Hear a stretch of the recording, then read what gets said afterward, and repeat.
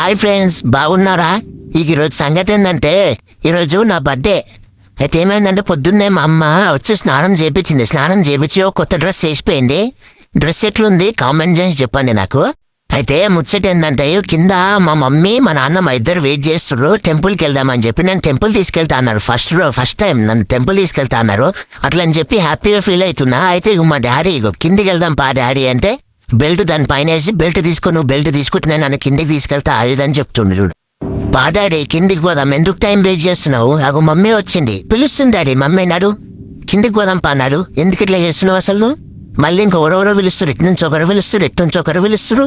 నన్ను ఇట్లా చుట్టుముట్ట పిలుచుకుంటా కన్ఫ్యూజ్ చేయకూడదు. కిందికి పోయిన తర్వాత కన్ఫ్యూజన్ ఎడుగుతున్నావు నాకే తెలియదు. మళ్ళీ మీరు నేను దొరకమంటే అక్కడ సగం అవుతారు. మరి మీ ఇష్టం.